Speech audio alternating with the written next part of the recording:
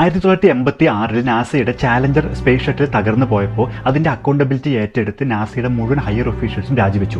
2014 south Korea ഒരു boat അപകടത്തിൽ 300ഓളം ആളുകൾ മരിച്ചു. ആ ബോട്ട് ഓടിച്ചിരുന്ന അവിടുത്തെ പ്രൈം മിനിസ്റ്റർ അല്ല, ആ ബോട്ടിനകത്ത് പോലും അയാൾ ഉണ്ടായിരുന്നില്ല. പക്ഷേ പുള്ളി പറഞ്ഞു, എൻ്റെ മനുഷ്യർ മരിച്ചതിൻ്റെ ഉത്തരവാദിത്വം ഞാൻ ഏറ്റെടുക്കുകയാണ്, അത് എൻ്റെ അക്കൗണ്ടബിലിറ്റിയിൽപ്പെട്ട കാര്യമാണ് എന്ന് പറഞ്ഞിട്ടാണ് പുള്ളി രാജിവെച്ചത്. 2016 മുതൽ 2026 വരെയുള്ള ഒരു 10 വർഷത്തിൽ UK മാറിയത് 6 പ്രൈം മിനിസ്റ്റേഴ്സാണ്. അതിലെ ആദ്യത്തെ 2 പേരായ ഡേവിഡ് കാമറോൺ, തെരേസ മൈ. അവർ രാജിവെക്കാനുള്ള കാര്യം അവർ രണ്ടുപേരും ബ്രെക്സിറ്റ് വേണ്ട എന്ന നിലപാടുള്ള ആളുകളായിരുന്നു. പക്ഷേ വോട്ടെടുപ്പ് നടന്നപ്പോൾ ജനങ്ങൾ മുഴുവൻ ബ്രെക്സിറ്റ് വേണമെന്ന് വോട്ട് ചെയ്തു. അപ്പോൾ അവർ പറഞ്ഞത്, ഞങ്ങളുടെ ഐഡിയയുമായിട്ട് രാജ്യത്ത് ജനങ്ങളുടെ ഐഡിയ ഒത്തുപോകുന്നില്ല, അതുകൊണ്ട് ഈ പൊസിഷനിൽ ഞങ്ങൾ ഇരിക്കുന്നതിൽ അർത്ഥമില്ല എന്ന് പറഞ്ഞാണ് അവർ രണ്ടുപേരും രാജിവെച്ചത്.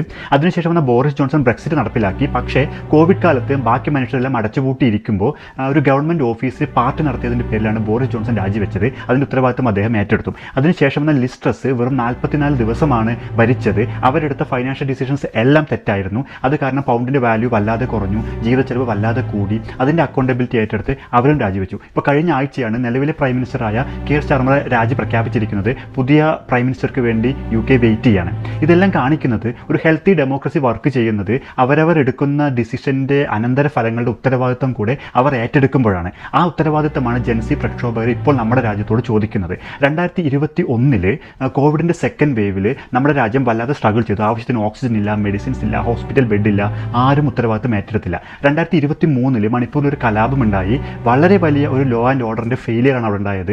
അവിടുത്തെ മുഖ്യമന്ത്രിയോ അല്ലെങ്കിൽ നമ്മുടെ യൂണിയൻ ഹോം മിനിസ്റ്ററോ ആരും ഉത്തരവാദിത്തം ഏറ്റെടുത്തിട്ടില്ല, ആരും രാജിവെച്ചിട്ടില്ല. അതേ 2023 നമ്മുടെ ഗുസ്തി താരങ്ങൾ ഒരു സെക്ഷൽ വയലേഷൻ ബ്രിജ്ഭൂഷൺ സിംഗിനെതിരെ ആരോപണം ഉന്നയിച്ചത്.